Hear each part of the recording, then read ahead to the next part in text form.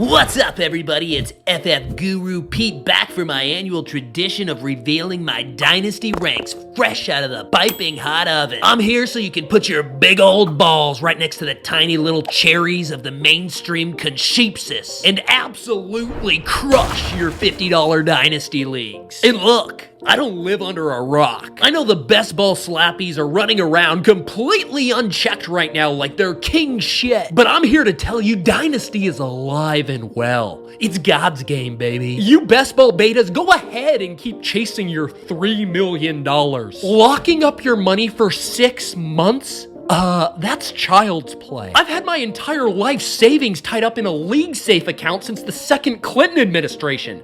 Grow up. Anyways, here's my top 12 rookies for your Dynasty Superflex Tight End Premium Full Point PPR leagues. As always, for the other 1,488 players I rank annually, check out the link to my Patreon in the bio. Let's do it. Number 1, Bijan Robinson. Generational prospect. Best running back to come into the league since Jim Brown. His best comp in my proprietary database is the David Montgomery Frankenstein comp, the feet of Barkley, the vision of Le'Veon, the strength of Zeke, the athleticism of Sony Michel. This guy's gonna make an immediate impact. A lot of people think Dino is a forever game, but you're gonna wanna get those points immediately so you can then flip Bijan for a younger, more generational prospect next year and then repeat that cycle until the day you die so your entire life's work can be summed up by a single Dynasty transaction log that rivals a CVS receipt. Number 2, Anthony Richardson. I do think people forget we're talking about the most athletic quarterback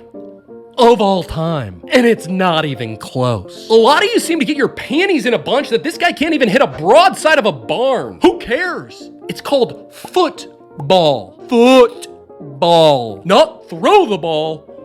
Football. And this guy's got special feet. I'm talking like twinkle toes out there. And oh my God, the fit with Shane Steichen. I'm perspirating in my loins just thinking about it. I haven't seen a more perfect match since Tiffany Pennywell got with Brett Brown on the season 4 of Love is Blind. Number 3, Bryce Young. Operative word young. This little pint-sized pipsqueak can't even ride the roller coasters at Six Flags. But he's gonna give Panthers fans the ride of their life. I don't even care if he can see over the offensive line. Get him a step stool or something. Hell, just put Laviska Shenault in the trench coat and Bryce on his shoulders. If they're gonna let Jalen Hurts get his little tushy pushed into the end zone on every play, it's fair game. Number 4, Jahmyr Gibbs. Oh my God, I creamed my goddamn pants when Dan Campbell selected this guy 12th overall. A lot of these spreadsheet virgins will say it was an egregious use of draft capital. Get over yourselves. I can barely hear you guys. It's so muffled because Dan Campbell stuffed you in a locker and now we can barely hear your muted little chirps. And sure, David Montgomery's gonna get all the between the tackles work, the goal line work, the short area work, but those 3 to 4 Gibbs touches a game are gonna be euphoric. Number 5, Jaxon Smith-Njigba. Love the player. Hate the landing spot. Just a lot of bodies around him, if we're being honest. DK Metcalf, Tyler Lockett, D. Eskridge, Cade Johnson, Matt Landers. A guy named Aesop Winston Jr.?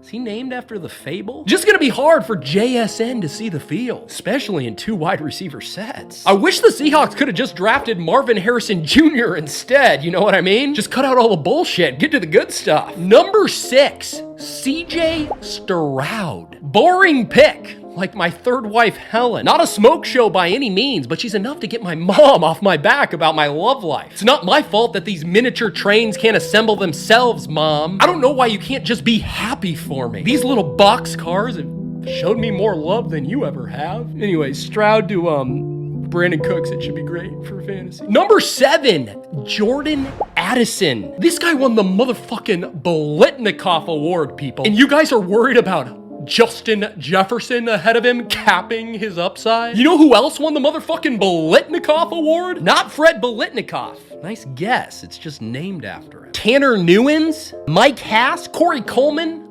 Pretty elite company. You might call him Jordan Addison, but I say just add him, son.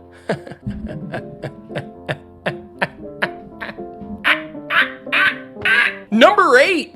Quentin Johnston, aka QJ, aka don't forget I got a big old T in the middle of my last name. This guy follows in the prestigious footsteps of other TCU horn dogs like Jalen Reagor and Josh Jaxon, aka Josh D, aka don't forget I got a big old C in the middle of my last name. And now we'll have Justin Herbies tossing bombs to him. Just be careful. The ceiling is definitely high. We're talking cathedral ceilings, crown molding, but the floor is low. Like real low. Like below the basement low. Like there's a well that runs 100 feet below the house low that you might have dropped one of your locomotives in the other day and had to call the fire department to fish it out. It was a one-of-a-kind, perfect replica of the Trans-Siberian Express. Still works perfectly, by the way. Number 9, Zay Flowers. Lamar's April showers? Boo-hoo! Brought Zay Flowers. Maybe cry some more, Lamar, and they'll exhume Odell Beckham and slap a Ravens uniform on him. Love that this guy went to Boston College. Reminds me a lot of Doug Flutie, another golden eagle with an underdog mentality and a heart of gold. Just bummed he didn't end up on the Patriots. Would have been a great fit. .com. Number 10, Marvin Mims. KJ Hamler died so Marvin Mims could fly. The second Denver moves on from Russ Wilson, trades one of Sutton or Judy, Tim Patrick gets hurt, Greg Dulcich retires to open a pancake shop with Nathaniel Hackett, and the run game fails, Mims is going to be a lock for top 69 wide receiver production. Wheels up. Number 11, Dalton Kincaid.